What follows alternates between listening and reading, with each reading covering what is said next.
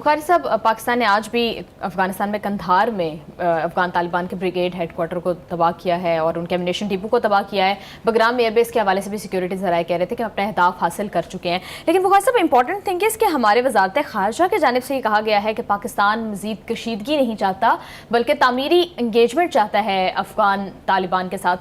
تو بخاری صاحب، کیا افغان طالبان رجیم اس کو پاکستان کی کمزوری اور سرنڈر سمجھیں گے؟ دیکھیں، یہ تو ہم نے افغانستان کے اوپر اور افغانستان کی کابل رجیم کے اوپر ثابت کر دیا ہے کہ کمزور شمزور تو ایسی کوئی نہیں. گھر میں جا کے مارنا شروع کہتے ہیں نا، گھر میں جا کے ماریں گے. یہ گھر میں جا کے ہم ان کی پٹائی کر رہے ہیں روز، صبح شام دوپہر رات گئے. کوئی نہ وہاں ریزسٹنس ہے نہ ان کی کیپیسٹی ہے، اور ہمارے حملے اتنے ٹارگیٹڈ، اتنے ٹو دا پوائنٹ ہیں کہ اس کے اوپر کوئی ریزسٹنس ہو بھی نہیں سکتی. کہنے کا مطلب یہ ہے کہ ان کو ایک سمجھ یہ آ جانی چاہیے کہ آپ نہ ہم سے لڑ سکتے ہیں نہ آپ ہم سے بچ سکتے ہیں. یہ بات اگر ان کو نہیں سمجھ آئی ہے تو چند دنوں میں آ جائے گی، اس لیے کہ پاکستان کے جو آپریشنز ہیں they are well meant, well targeted, well planned. ایک تو یہ ہے. دوسری بات یہ ہے کہ بات چیت کے لیے ہم نے کب نہیں کہا ان سے. ہم نے ہمیشہ ان سے کہا ہے کہ come sit with us, we can talk to it. آپ ہمارے چند بیسک جو مسئلے ہیں اس کی یقین دہانی کرا دیں. ہم آپ سے اب بھی محبت کرنے کے لیے تیار ہیں.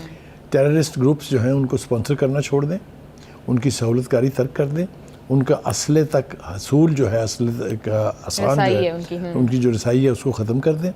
ان کو پاکستان کے بارڈر ایریا سے پیچھے دھکیل دے بجائے. اس میں کون سی ناجائز بات ہے؟ مسئلہ یہ ہے کہ وہ اس لیے یہ نہیں کر پا رہے کہ مجھے یوں لگتا ہے کہ جو کابل کی رجیم ہے یہ ہر گزرتے دن کے ساتھ ویک ہو رہی ہے. وہاں پر جو دیگر گروپ ہیں وہ بھی ان کے لیے بہت بڑا چیلنج ہے. وہ بھی ان کی رٹ جو ہے اس کو چیلنج کر رہے ہیں صبح شام. تو وہاں بھی پھنسا ہوا ہے.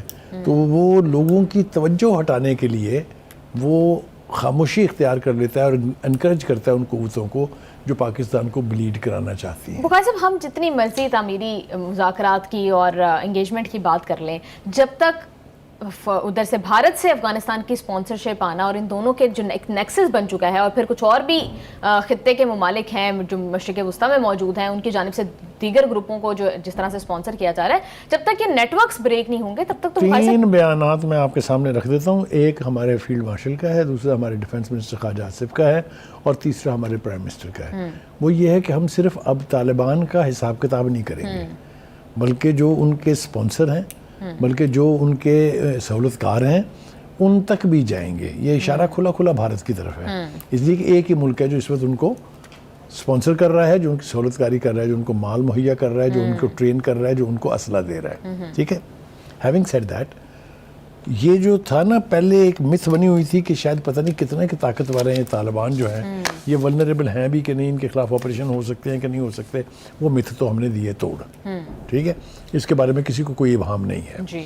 اور ہم یہ سلسلہ اس وقت تک جاری رکھیں گے according to the field marshal جب تک ہم ایک ایک پاکستان کے دشمن کو چن کے ماریں گے نہیں. بالکل بالکل بخاری صاحب ٹھیک کہہ رہے ہیں.